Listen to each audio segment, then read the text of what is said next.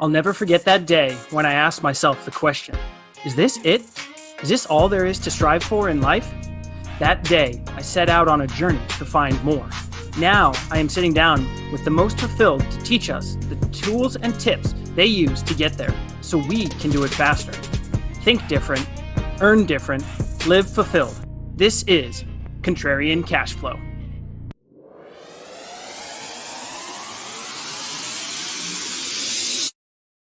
Welcome back, Contrarian Cashflow. I've got the one and only Yonah Weiss with me. Yonah, how are you doing? I am doing wonderfully, John. Thank you so much for having me. This is going to be a lot of fun. No, I'm really looking forward to it. So, Yonah, I'm gonna change it up a little bit. So I'm gonna say the value add king, right? Cost segregation expert, LinkedIn expert, and above that, obviously, outstanding family man. So, Yonah, I know you just had a little bit of time off, but what are you working on today?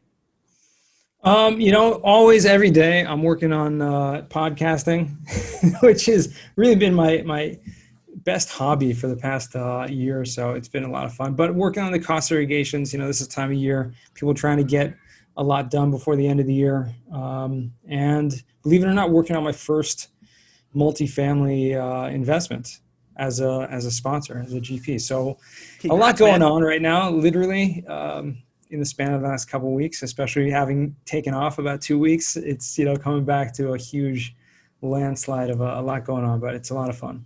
Yeah, no, absolutely. That's awesome. I'm super excited for you. So I did forget to plug. So I would recommend any of my listeners to go out there and listen to the Weiss Advice podcast. I've gotten a lot of value out of it. And it's nice because it takes a little bit of a different perspective, kind of akin to what we're trying to do here on Contrarian Cashflow and kind of understanding people and kind of their motivations and their whys. So anybody out there, definitely go and check it out. Yonah's got some outstanding guests on there. So, I want to start a little bit further back. I know we were just talking about it prior to, but I didn't know a little bit about the story of you growing up in Southern California, San Diego State. I'm sure you went there because it's a great party school. But yeah, so let's kind of dig in. I mean, so you've got this great professional background with this, wide breadth of experience. So I want to kind of understand you in a little bit more detail. So, hey, you're going to college at San Diego State, you come out and, what's the progression from there professionally and personally? So believe it or not, there was like very little interest in anything professionally in college or really for a long time after that, believe it or not. I was kind of like a rebel in a lot of ways because I didn't like school. I was not a big fan. And I didn't really find myself. I didn't really find what I was passionate about until, a few years into college. And, a lot of kids go to college, and especially we're going back 20 plus years ago to age myself a little. It was almost a given. Like you have to go to college, right? Why? Because you need to go to college. Rite of passage. It's the rite of passage. And it's kind of circular logic in a lot of ways. Why do you need to go to college? Because I need to get a degree. Why do I need a degree? Because I need to get a job. Why do I need a job? Because I need to have money. Why do I need money? Because I need to eat. I need a place to live. Why do you need a place to live? Because I need to live. Why do you need to live? Oh, I didn't get there yet. Like, what's life about? Right? Why am I living? And you kind of go, oh, okay, because I need to go to college, right? Oh, college because yep. And it's like, no one really talks about any of that, about what, what's life really about? What are you supposed to be doing? And so I was really kind of rebellious in terms of I didn't really want to go to college, and I ended up having to pay for it myself, which was another reason why I didn't want to go. And it was like just something that you needed to do. And so for me, I found my first passion really in life was my religion, right? Which was Judaism and the Torah. And so I decided I want to go to Israel because that's like the place, like the central for the Jewish people, and especially to study and to be immersed in the society and culture, you have to go. And so I was like, okay, I just got to go. And it kind of pushed off, and I was supposed to go, and ended up taking my junior year abroad as a study abroad program. So I'd still be getting credits by going, and I would be able to finish my degree. And that was really the plan. Although my plan originally was, just go, just go and find out what life's all about. And that's kind of my underlying purpose. And that really, taking a step back, why I went to San Diego State, like you mentioned, it was a big party school. And that's another, there it is. there's some truth to that. And, it was also, I wasn't never really a good student. I was into other things and into sports and into other things. And so getting into like a really good school, I didn't have much interest in the first place, but it wasn't my first priority. So, but being there, I find that everything that happens to a person in their life really happens for a reason. So the people you meet, the places you go, and the people that I met in San Diego were extremely instrumental in like kind of shaping my life and who I am. And I really had some incredible mentors at that stage in the first couple of years in college, nothing having to do with college itself, meaning I had some great professors, I had great friends and stuff like that, but it was really kind of the extracurricular, the people that I met in the community, families and people, a rabbi in particular. And that was really, had a lot of influence on me, and especially to then going to Israel. And that was like life-changing. So I went to Israel and actually ended up not wanting to ever leave. And it was like, I'm there, kind of finding myself as a person spiritually, maturity. It's kind of like that, the Catcher in the Rye, right? The rite of passage. And you're kind of going there and you don't even know, you got to just grow up, right? And that was my growing up, like just being on my own, totally independent, without anyone, no family, nobody, not even knowing the language that much, although I did know it enough to have conversations, and just immerse myself. And that was huge. So that's a little bit, not to go too deep and to go too off the far end, but that helped shape who I am. Yeah, no, I really appreciate you sharing that. I think I struggle with the same sentiment sometimes about, hey, you got to go to college, right? That's just kind of what everyone, and I was very fortunate. My family was well off enough growing up. And so there weren't a lot of struggles, but that was just kind of the only option. There wasn't really any other options. It was like you go to college, and the kids that didn't end up going to college, they almost had, this type of scarlet letter or something. It's like you either go into the service or, oh, well, they're not going to college, and kind of looked down upon. And it's interesting, to your point, I really struggled with that going into college myself. I went in as pre-med and realized pretty quickly I just didn't love school. And so how could I see myself being there for another 10 years? I could barely stand, another 3. Well, I guess I say I didn't love school, but I definitely hung out a little bit more than 4 years. So I guess maybe that's the pot calling the kettle black a little bit there. But a victory lap, or maybe a victory lap and a half. But anyways, but no, I think that's such a great and interesting point. And I think it's so empowering. You were able to really find yourself in those passions. And, it's kind of taken me a little bit past that time frame of college and professionalism, and to really understand what motivates me, my why, and, really having my family. So, okay, well, that was a great, start to all of this. So introduction. Yeah, absolutely. So one of the things that's really interesting to me is you're just so willing to give your time, your expertise, your knowledge to so many people. So, but I want to go back to the time when you were, you were a teacher. And so I kind of want to learn, how did you get involved in that? And what was that experience like? It was really more about, for me, it was just like, I love to teach. That was like one thing that I really loved. I was somewhat passionate about, and I had a love for, even from a young age. So even during, junior high school and high school, I was like a teacher's assistant, and I was like a private tutor, and I would help like kids, and I was a camp counselor and like a youth advisor for like, community groups and things like that. So I was always kind of in that mentor, that kind of teacher role. And I love that. And that was just, to me, natural. And I learned pretty quickly something that I still live to very strongly today, that you don't have to be like the world's expert in order to teach something. You just have to know something a little better than those others, and you can help them get to a further level, or to where you're at, up to speed. And so that was kind of my philosophy in general. So I just kind of fell into teaching, that it was, okay, now I can do this, and maybe do it a little more professionally, do it as a career, do it as something I can, spend time doing something that I love and actually get paid for it. And that was, because again, I didn't have any I from the time growing, even now, like I have no real like desire for money, right? There's a lot of people who grew up with like capitalism. You just got to get, I was never really an entrepreneur. It was never really like about like, how do I make money?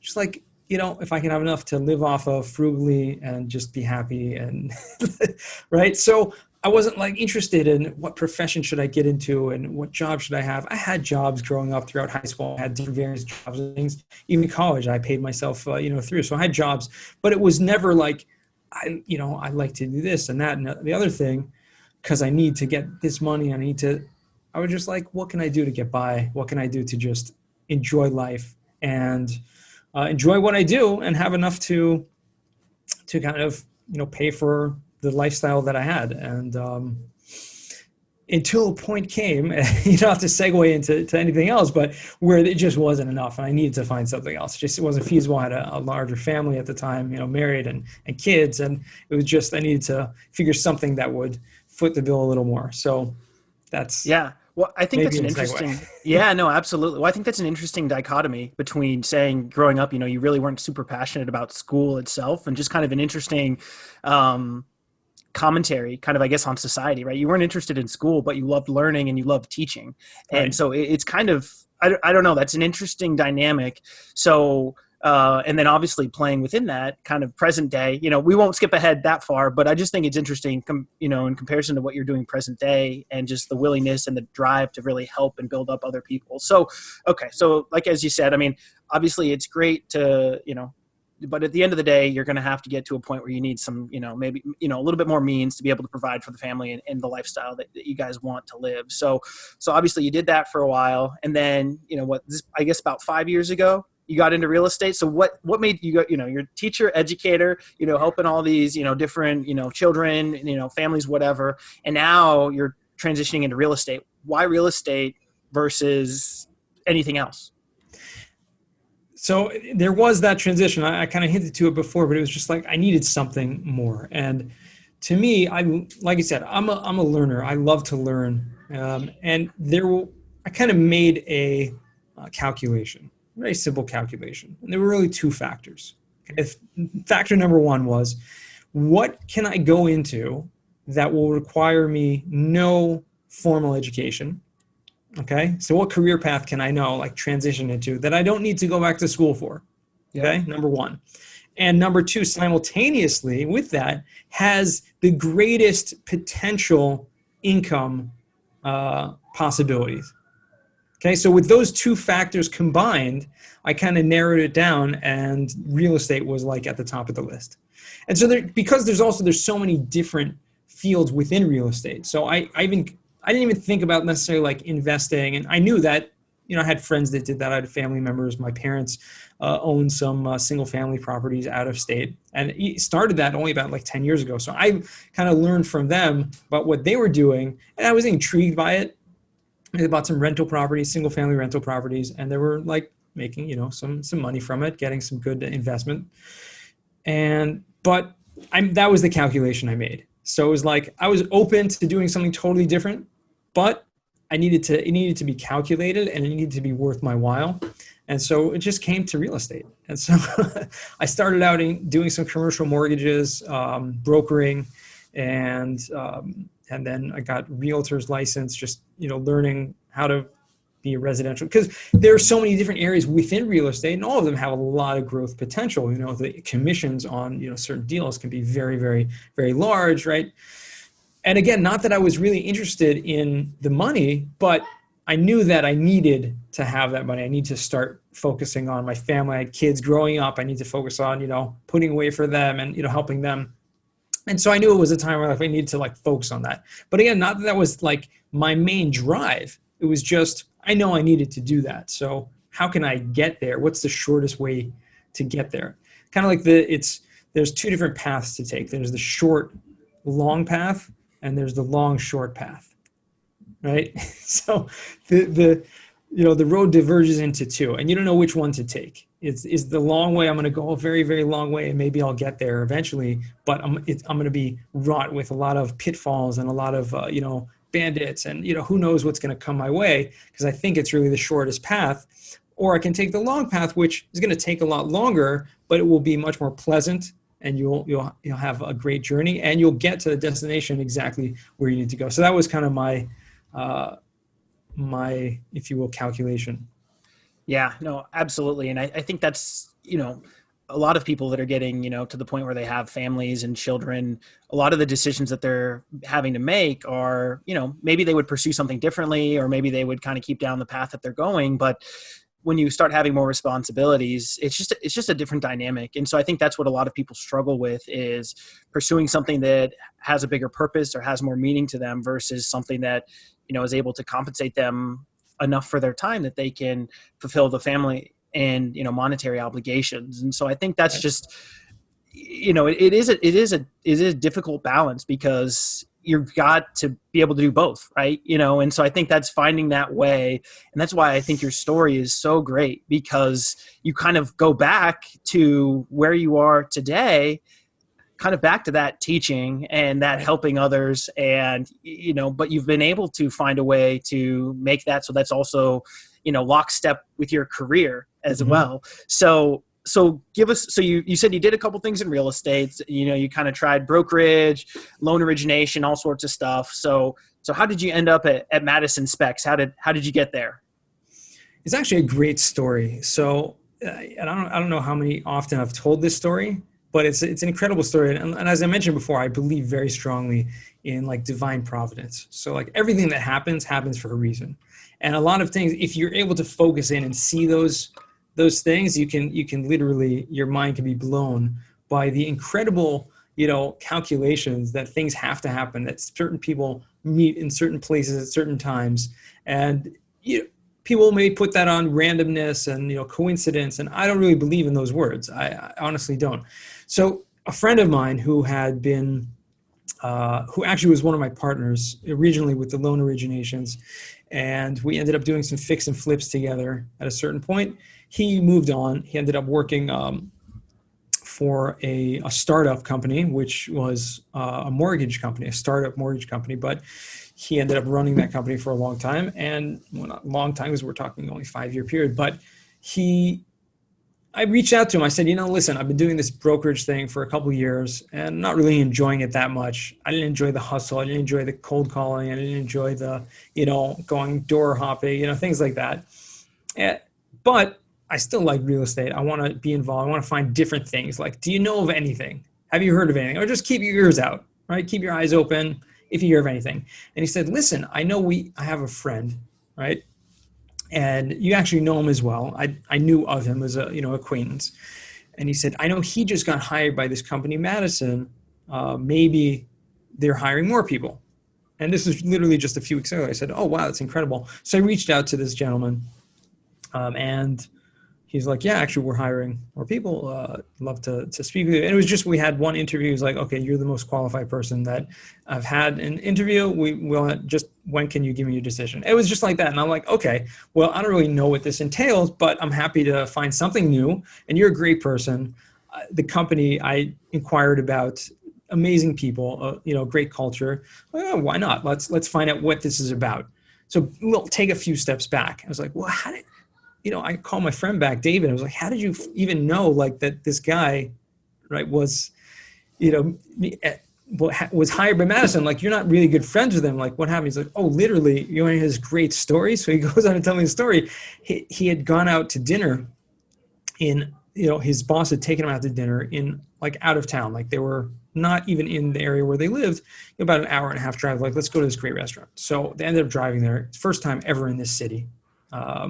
And he gets out, parking his car, and he runs into this guy, Yitz, who was the person who hired me, ended up hiring him from Madison. He's like, what are you doing here? He's like, oh, what are you doing here?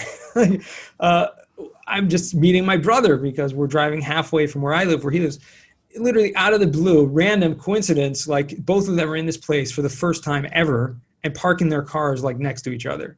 And they had known each other from years before. So it was like, when you run into someone randomly, like they got to just schmoozing, just talking, small chat. What are you up to? Oh, I just was hired by this company, Madison. So, and that was literally like that. So it was out of the blue, you would say totally coincidence that my friend even knew about it. And I reached out to him, hey, have you heard of anything? And popped into his head. Why don't you speak to the Yits? That was the long and short of it. So I took that as like, I literally took this as divine providence. Okay, this is something, there's a reason why I was brought here. And this is, people again can put that on coincidence, whatever they want to do it. I saw it as, a great reason for me to, pursue this. And it happens to be, I enjoyed it very much. I picked up very, very quickly what we were doing there. And that's long story short how I got there. That's an incredible story. And I'm kind of the same thought process as, things happen for a reason, I'm not necessarily defining on how that happens or why that is. But I mean, like you said, what happenstance, that they run into each other in this random, town. And then all of a sudden, now present day, where things are at. So I don't know. I think it's really fun sometimes to look back at circumstances and just like, man, that really just worked out, but it's like, well, did it? Or is that what was meant to happen? So, right. No, that is an amazing story. So, okay. So you get to Madison. So obviously you just become the Cot Seg King, like next day, right? That's pretty much what happens. Pretty much. No, it took quite a while. So, I got in there and I found, I was training and basically, learning the ropes, what cost segregation is all about. And we have a huge team of accountants and, the engineers. And so I really learned from these people who have been in the industry for decades. And I just started being myself and naturally just picking up everything really quickly. I have a very good ability to just learn new concepts very quickly. And I ended up just asking a lot of questions. And it really wasn't until I kind of found LinkedIn, and this was, close to 3 years ago already, where I kind of found it. It was like, oh, this is a great platform to start, just sharing some ideas, some thoughts, just networking. And I ended up writing an article, and then someone, just writing random posts about cost segregation. And, one person, two people here, like this, like that. And then someone reached out to me to be a guest on their podcast. And I was like really nervous. Like, I've never been on a podcast before. I don't know how to, I actually have a background. I did a little bit of, acting and drama in high school. So I'm comfortable in front of, interviews. I'm comfortable talking with people. But I was like nervous, So I asked our tax director, our head accountant at one of the top accountants in our company, to kind of do it with me, like do a joint interview. Let's interview both of us. And so they asked all these questions and we're answering. And I was like, and afterwards he turns to me, he's like, "You're great. You don't need me." He's like, well, you don't need me on the call. Like, you know as much as I do on the subject. And it just, want to show you that after having been, been in the company and been in the industry for, about a year or so and just studying frantically and having those conversations and just asking all the questions. And it's not that complicated of a topic when you delve into every detail of it and you asked all the questions. So I just found this is something, and I kept speaking to people, on the phones and in meetings. And it was just like, well, what's cost segregation? I found myself just having to explain what it is over and over and over again. And I thought to myself, there's got to be a better way to just get the message out in a broader sense. And I found, social media, podcasts, webinars, articles, things like that, where you're just reaching a massive amount of people at once with the same message, as opposed to, speaking to individual, people over and over and over again. So that's kind of where I took that direction. And once I had that first podcast, literally just snowballed. And to this day, about 2 years later, I'm, interviewed on, over 150 podcasts.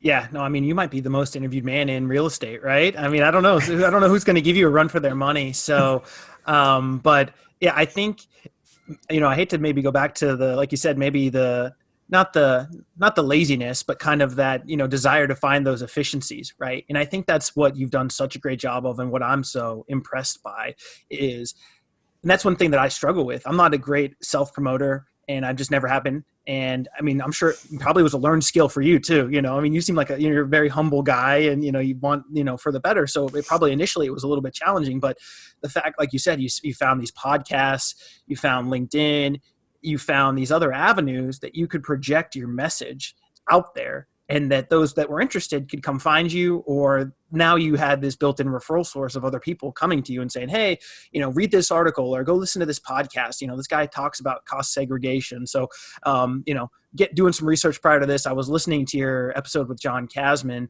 and I really appreciated the fact that you were so open and honest too about who cost segregation helps and who it may not, because I think a lot of times my challenge within the real estate and especially the syndication space, because it's getting so much attention right now, and there's so many people that are looking to get in, for better or for worse, not condemning anything, but I think a lot of things, everything just is kind of like good, right? So it's like, hey, what's the other side of this?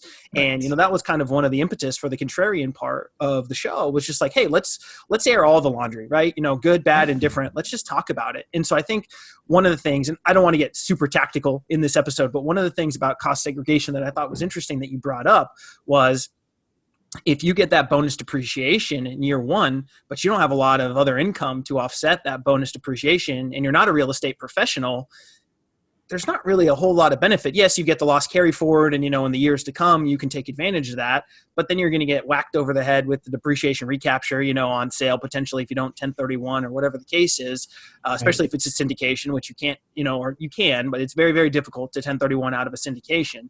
And so I think I love your transparency. And I think that, is definitely something that unfortunately seems like is less and less common, nowadays. Right. And so, like I said, I don't want to get super tactical, but I just think for people that are looking to educate themselves, just make sure you're looking at all the factors and all the parameters, because a lot of the things I just mentioned right there are pretty next level, real estate professional, loss carry forward, like you said, how much additional income do you have to take advantage of that bonus depreciation? So just make sure before you hear any of these new buzzwords and these, sexy terms that you think are going to make you millionaire overnight or project you to this generational wealth, just make sure that the commentary and the education that you're giving yourself is accurate to your personal situation. So I just had to call that out, because I loved that. Well, first of all, that was a great interview, but second of all, I just really loved that you were like, this is a great tool, but it's not a tool for everybody. So I really appreciate that.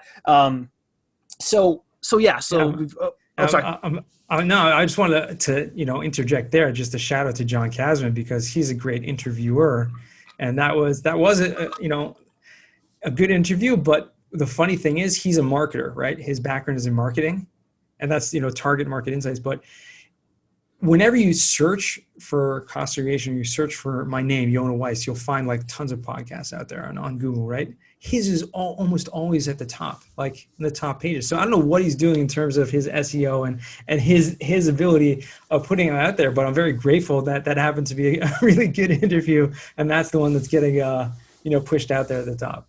Hey man, surrounding yourself with the experts, right? Why reinvent the wheel when there's a lot of really smart people out there that you can just leverage their expertise? So yeah, no, he's a great interviewer and an expert marketer. So yeah, definitely check out his episode as well. I had the opportunity to interview him for the show. So he's just a great guy, and a grinder. Really great interview about how he kind of started and got into marketing in the first place. So definitely recommend any of my listeners to go and check out that episode as well. So let's dig into LinkedIn a little bit, right? Again, not necessarily on the tactical side, but so, you move over to Madison, you've done this podcast, you've started posting some things on LinkedIn a little bit. Yeah. You said you're a lifelong learner, dabbler. I mean, some would argue maybe you're a data scientist, data evangelist, in regards to LinkedIn and your expertise. But so how did you go from just dabbling to, one of the, at least within the real estate space, one of the best known personalities and experts within, leveraging LinkedIn the most efficiently? I think one of the most important factors was the consistency right at the beginning. And so I kind of made a commitment to myself, and I said, I'm going to do this for 30 days straight. I'm just going to post, and whatever it's going to be. And it wasn't all about and totally different things. And I had a program that actually a guy that I met via LinkedIn had set up called a 30-day challenge. And he had kind of posted different examples of different types of posts and different topics to post about and things like that, which just to kind of give you an impetus, give you ideas, let the mind flow. And that was the biggest thing for me. Commit to just doing it consistently and wait, do something, do it consistently, and just wait and see what the feedback you're getting. When I started getting positive feedback and I started getting people reaching out and asking questions, and especially like that first podcast interview, and then from that, I used that as, a way to create content about that podcast interview that snowballed into other podcasters seeing that and reaching out to me through that. So I kind of used techniques, and I started following, because again, like you said, you don't need to reinvent the wheel. I didn't know anything about digital marketing. I didn't know anything about social media, but what I did know is that there are a lot of other people out there that do.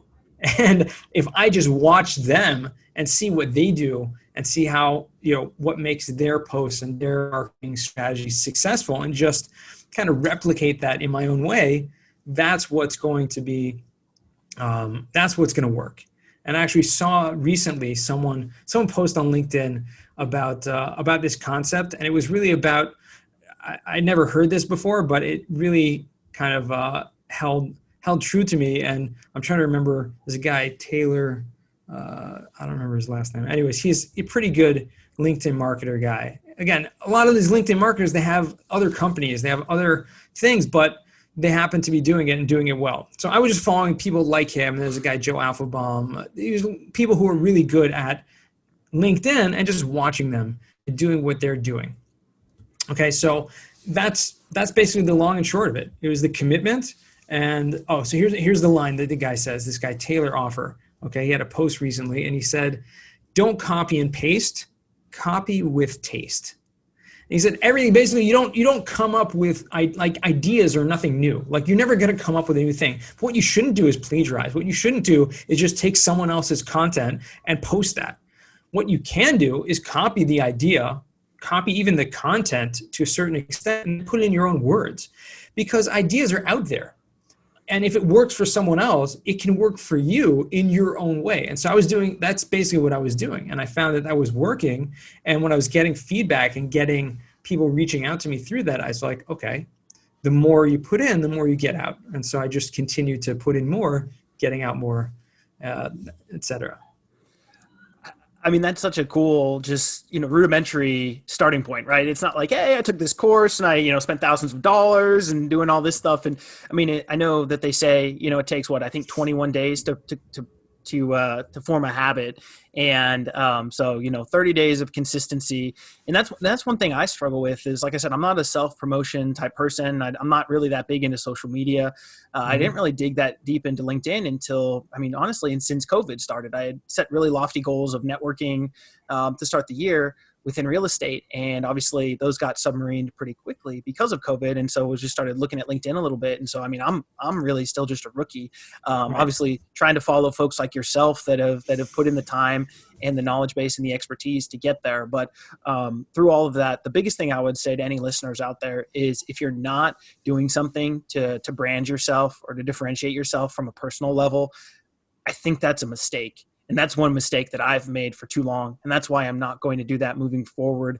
Ironically, kind of talking about launching this podcast and just being more vocal on different platforms, I've actually built better relationships with my actual existing customers. It's pretty fun and exciting. And they're like, hey, I saw you're talking about this, or I saw you posted this. Like, that's so cool. I've been following your content.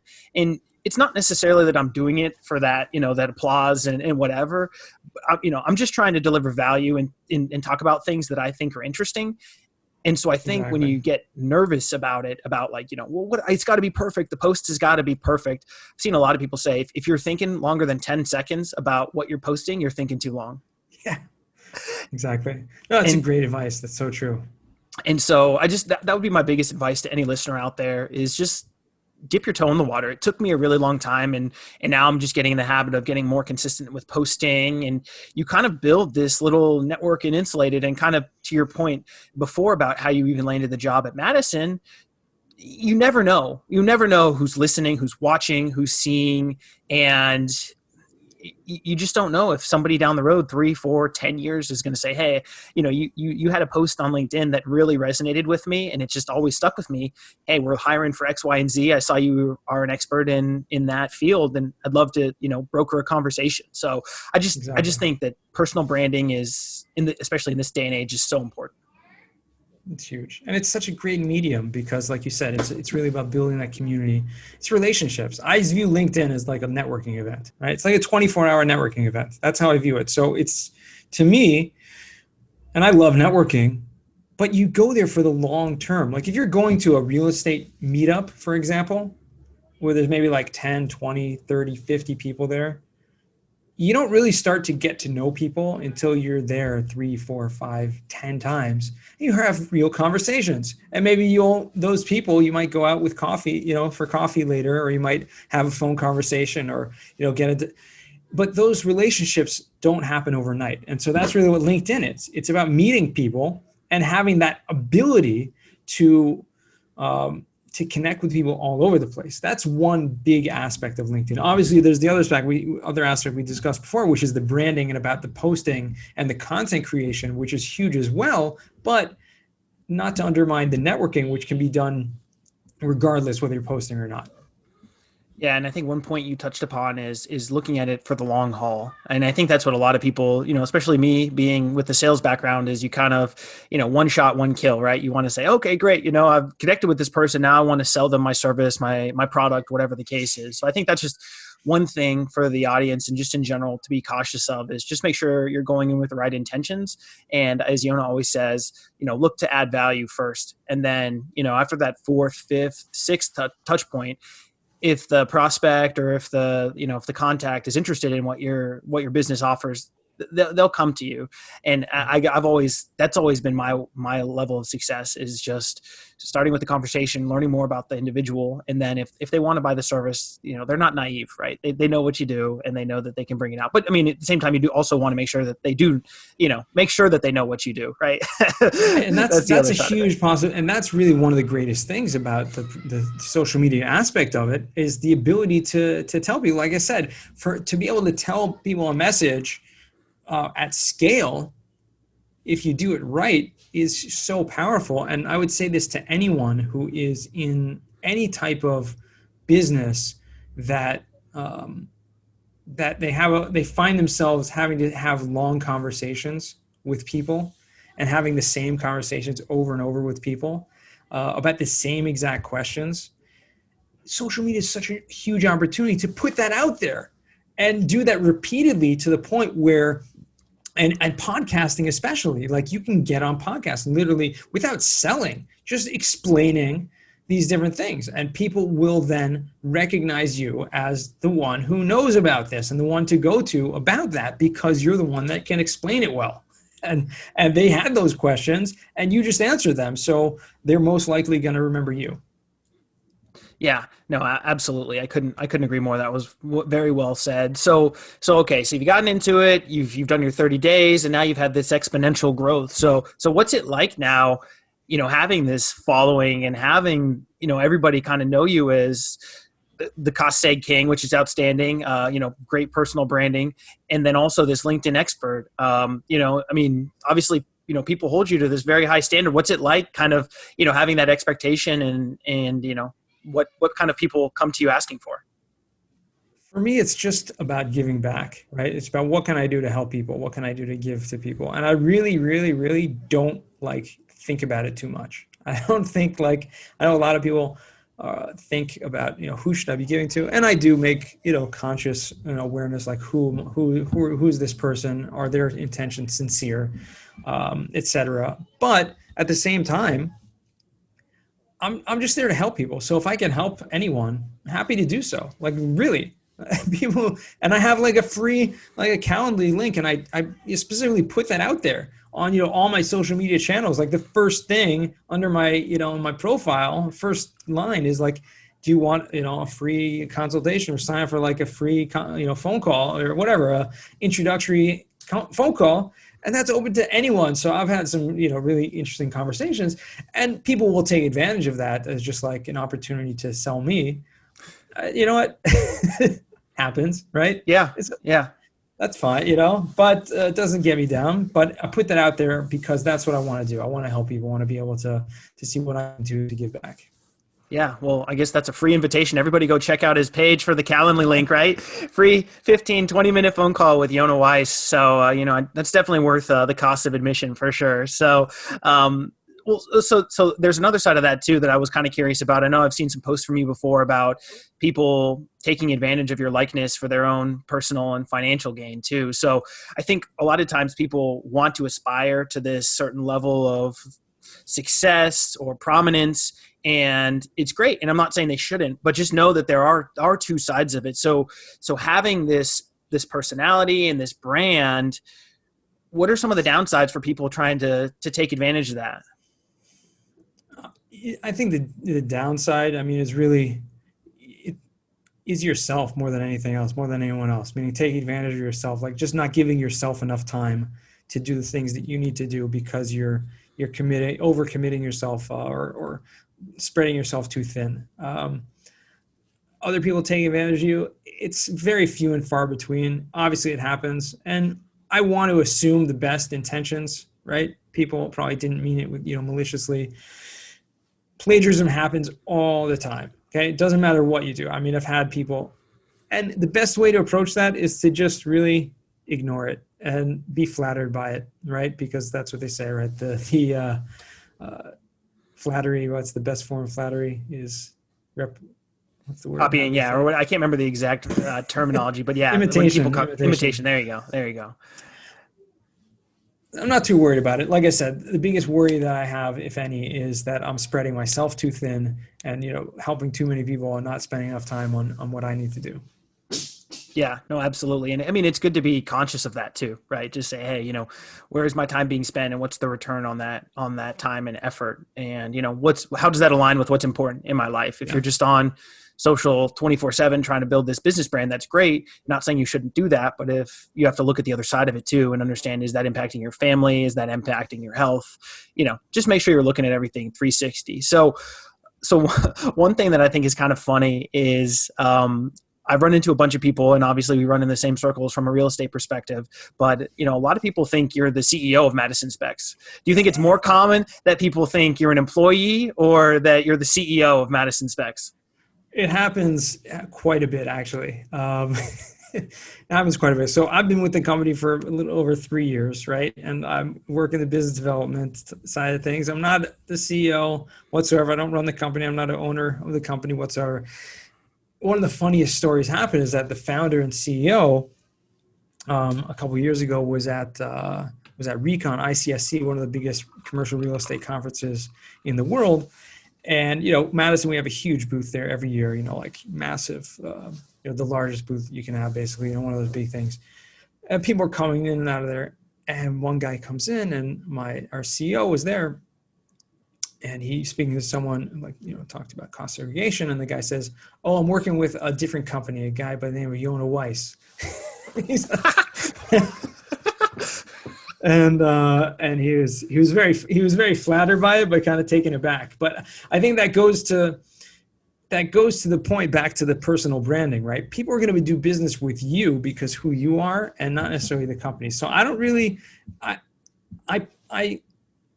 push that, meaning I encourage that for people to do. Like, people should be doing business with you. The fact that you work with this company, listen, I couldn't be the cost seg king if it wasn't for Madison Specs, because they are the cost seg kings. Okay, the biggest cost segregation company in the country, right? They have a huge team doing tremendous work, real experts.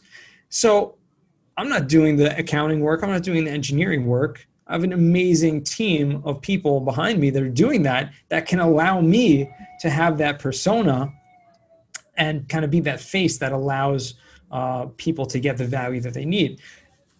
That being said, I would never do that, right? If I were like just on my own, like that would be just fake and phony to me. I would never be claim to be the constant game. I was just like on my own, just start up in my own kind of thing. And you can kind of see through that with people as well, like guys who are in our circles who are like syndicators who've been doing it for a year and already like, the biggest thing since sliced bread, and they own 3,000 units and they're, own 600. 10,000. You're not giving them enough credit. 10,000 under management. Right. And, if you actually broke down their actual equity portion, they own about 7 units altogether. But again, it goes to show you that you really need that humility and you need that team behind you. So yeah, I have had many, many times people ask me like, so this is your company? Like, how long are you doing it for? That's fine. Yeah, no, I just had to throw that in there because I know that I've had a bunch of people bring that up to me. So, well, the last thing I wanted to touch upon before the final Contrarian 3-pack is, your fondness for philanthropy and charity too. So, I wanted to kind of hear a little bit about some of the causes you've been a part of before, and how that's impacted your life as well. Yeah, I've actually, since the time I was young, I have this kind of worldview, and it comes from my Jewish traditions, is that we have a job. Everyone has a responsibility for the entire world. Okay, we have something that we call tikkun ha'olam, which is basically fixing the world. Like we have a individual and communal responsibility to like take care of the whole world. And to me, that everyone finds their own niche and their own thing that drives them to do that. For me, it always starts at home. Okay, it always starts in the community, and that's really individuals. I was a certain point in my life where I was a teacher and not really making much money, and had some times where I was really struggling, and I had people help me out, and so I take that as like the biggest form. What you can do is to really help someone else out. Okay, it's not just about charity, philanthropy, giving money to some random cause. It's about how you can do to actually help an individual get them back on their feet, get them to be able to support themselves. Right? There's an old saying, right? You teach a man to fish, right? Catch a fish, right? Give a man a fish, he'll eat for a day. Teach a man a fish, he'll eat for a lifetime. There's this, actually, they say it's an old Chinese saying. The Rambam Maimonides, who was a 12th century Jewish rabbi, philosopher, said the same exact thing in different words. And which was that the highest form of charity you can do is to teach another man a profession. Okay, you can teach another man how to sustain themselves as opposed to just giving them food. So for me, that's the focus that I did. Actually, about 10 or 11 years ago or so, I founded a nonprofit organization for that purpose in of itself, right? To help people and to kind of be there for people who are struggling, right? Widows, orphans, like things like that, people who are struggling with sickness in their families, and raise a tremendous amount of money for people in our community doing that. So that's first and foremost where I focus in the local community. Man, that's an amazing story, and I think that just your humility just it just comes out so much, and I think that's such a tremendous value to the community, not only within real estate and LinkedIn, but just to the world. So I think that's awesome. So obviously I appreciate that, and I know many of our listeners appreciate your willingness to do that. So all right, we'll wrap up with a contrarian 3-pack. So one of the questions is, so what's the most contrarian investment that you've ever made? So something off the beaten path. Not stocks, maybe something a little bit, cynical within real estate, or, even something kind of just totally off the wall. What's been your most contrarian investment? I would say, and there haven't been a lot of, investments in terms of monetary investments for myself personally. But I think the most beaten off thing was, and thank God, is actually something that fell through. Right. But it was actually a development of 28 townhomes that a big company, like a really big, REIT, size company was developing this project. And a friend of mine, found out about it, and we're like, wow, it's so great. It's a great location, everything like that. And we tried to find out who the owners are. We went through this whole due diligence to do this. And then we actually had a personal friend connection with someone, one of the top people in this company. And we ended up going to negotiations, because they had stopped the development. We were trying to figure out, why did they stop? Was there something going on? And it turned out there was something that was going on, which we could have, taken care of. Like, they had other projects that they were focusing on more, that had more revenue for their company, as this was a smaller revenue, but without all the overhead of like a small group as opposed to a large corporation, it could have been tremendous profit. That was the most weirdest thing, because I'd never done anything in development before. I never even imagined doing anything like that. And we're like, yeah, we can do this. And we spent, we spent months literally in due diligence and lawyers and everything like that. And thank God towards the end, we actually ended up pulling out and not doing it. But that was invested a lot of time and money into into almost doing that. So I think that was, for me, the most contrarian.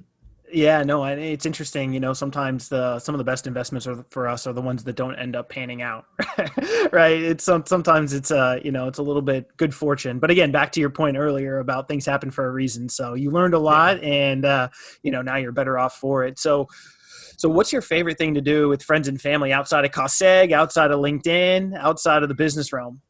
I just hang out with my kids, like just playing with my kids. Like that's my favorite thing to do. And I have 6 kids, so it's really easy for me to do that at any time.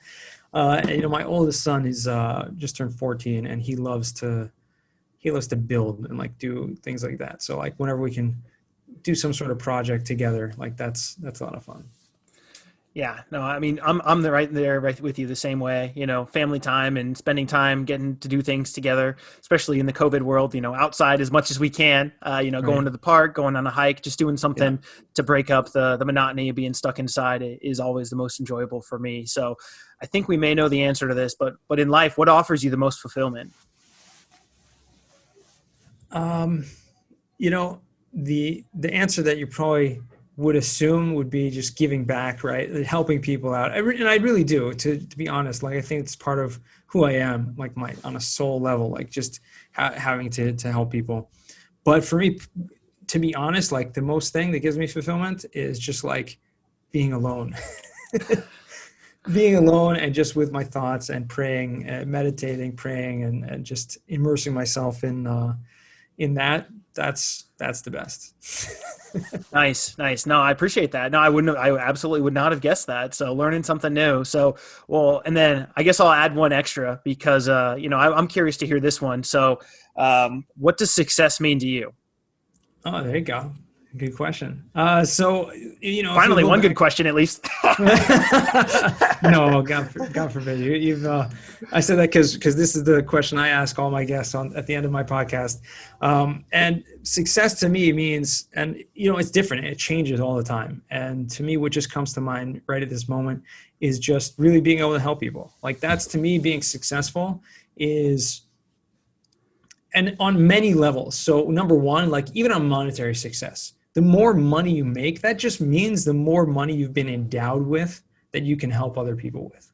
That's honestly how I believe it. Like we're only given money, given wealth for that purpose. So to be successful monetarily is not making a lot of money for yourself, but making a lot of money so you can give back and give to others. So I'll leave it at that. And I totally agree. And I think that's one of the things that I push myself to kind of be better and, have more means is so that I can do more. And also, I mean, you're talking about monetarily, but also with time, right? Time freedom. Exactly. And the more means you have to pay bills and other requirements, that gives you more time to go back and give back to the community and help those around you. So, well, Yonah, exactly. This has been an outstanding conversation. I've thoroughly enjoyed it. And I mean, I've learned so many things about you that I didn't know before. So thank you so much for joining us. My pleasure, John. Thank you very much for having me. And I also enjoy this very much. Probably one of the best podcast conversations I've had. Oh man. Whoo! That means a lot, man, coming from you. So, well, most importantly, Yonah, how can our listeners, not that this is going to be hard, but how can our listeners best get in contact with you? You can find me on LinkedIn, obviously, but you can go to yonaHweiss.com, which also you can find out a lot of other things going on currently. All right. Well, and your Calendly link on your LinkedIn page. So you got that free time that you can snag on his calendar. So, all right. Well, till next time, Contrarian Cashflow, live fulfilled. Thank you for listening to Contrarian Cashflow. I would greatly appreciate it if you left an honest review, hit subscribe so you never miss an episode, and share with someone you feel would find value. Until next time, think different, earn different, live fulfilled.